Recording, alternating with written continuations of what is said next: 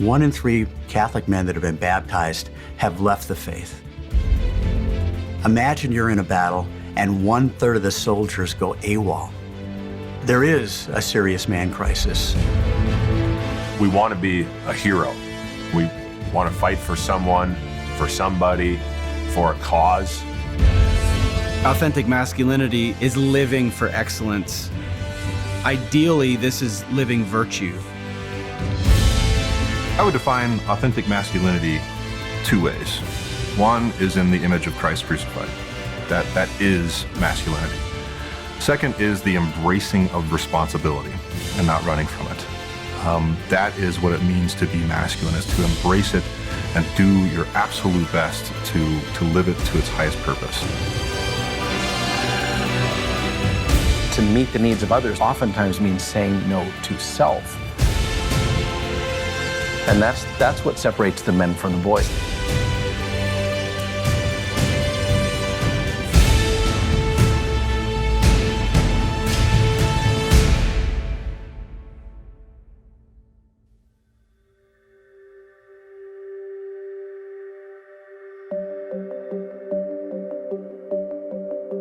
Boys think about themselves, and men think about others. Ephesians 5, it says, "Husbands, love your wives like Christ loved the church." Male spirituality is this call to lay down our lives for our bride. For married men, of course, that's for your wife and children. For priests, it's the same thing. I'm called to lay down my life for my bride, the church, and all of my spiritual children. I think when we don't believe in God, then all of a sudden, why live above our base self? Women aren't calling men to be better. So for millennia, the woman call you to be faithful. She would call you to be committed. She'd call you to be open to being a father and to being a good husband. And without that call, we're not being called to be better. We lack good men to follow. We live in a fatherless generation. Equality does not mean sameness. All those things, that search for equality is something very good, but not to the diminishment of the unique attributes of women. And so women have these incredible gifts, and when they're nourished, they can flourish. This is something we have to understand as Catholic Christian men right now, is the disconnect that our culture is trying to make between the unity of our body and soul. God himself took on a body and joined himself fully to our human nature in a human body. So the first thing we have to do is reclaim that reality and say, no, the body and it alone makes visible what is invisible. The body reveals the person. We have images of the strong man from antiquity conquering other peoples. Contrast that with the Christian tradition, where God becomes a baby, a helpless child. He is protected, guided, fostered by Saint Joseph. It's an integrated masculinity that finds its expression in care, in service, in defense, in loyalty, in guiding and protecting. I love Saint Joseph. His model speaks volumes because he doesn't say anything. I would much rather watch a man and see his actions, because that's going to tell me who he is. And he was the one who trained the Savior in living, in being a man. Christian masculinity is always going to take as its most basic point of reference the mystery of Jesus Christ, who gave himself unto death. He's making that gift as the perfect man, but he's also making that gift to the church. He's also showing us what it means to be father, husband, and he's showing us the kind of love that God has for us, a love that seeks communion, a love that seeks and serves the good of the other in a fruitful union.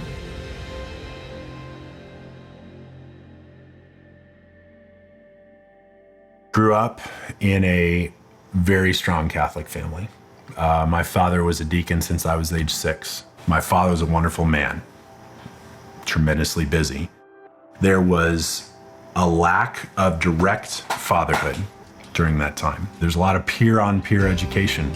And for me, I was too easily influenced by it. I did have the question, what does it mean to be a man? And I tried several experiments as a college athlete, trying to live male-female relationships in a typical knucklehead college athlete way. And the question, what does it mean to be a man, did not have a super clear answer. And then I met my wife at the Newman Center at ASU. I saw her across the chapel, and she was an extraordinary minister of the Eucharist. Just looking at her smile, I felt the pure love of God. Meeting her focused my life on becoming the kind of man that was worthy of building a life with her. All of a sudden, I was encountering better friends. All of a sudden, a priest came into my life who got a group of us together as men and started teaching us how to pray. Those experiences came together to move me and to make me open to the instruction on what it means to be a man. Authentic masculinity would be a man integrating all of his God-given powers to become someone who brings life, someone that lays down his life for others, someone that becomes a provider for others, and someone that is, in the spiritual realm, an important leader. One of the prayers I pray is I drive up into the parking lot. I just say, self-empty, Lord, help me to be empty of what I'm carrying right now so that I have room for my family. I think you see it every day, kind of in the culture, trying to make us the same. And yes, equal in dignity, of course we are, but different. God made us male and female, and that we are a complement to each other. And when you bring those two forces together, then there's no stopping us. But we have different strengths, we have different gifts, and we are called to use them in different ways in our family. And when my husband is leading in that place where their souls can really develop, then there's just this beauty in the family. And that's when he's most himself and most manly. In a dance between two really talented dance partners, it's not super apparent who's leading. Right. But if the man doesn't lead, there's no dance. Right? And that's kind of where society is. There's no dance. We want this question answered in our lives. What does it mean to be a man? And real relationships will lead us to the answer to that question. And that means you got to put your phones away. That means you got to put the screens away. God will put all the people in your life that you need. Seek the question to be answered and become a man.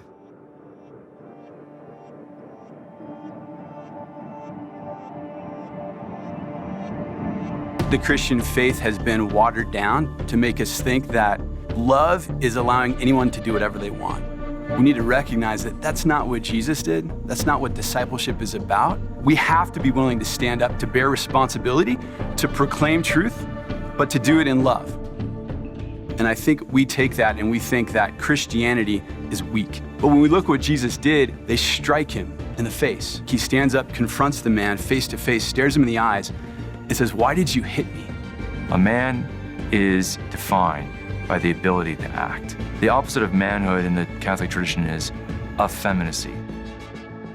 And what is effeminacy? It doesn't mean to act like a woman. It has nothing to do with being feminine. There's a genuine virtue to femininity.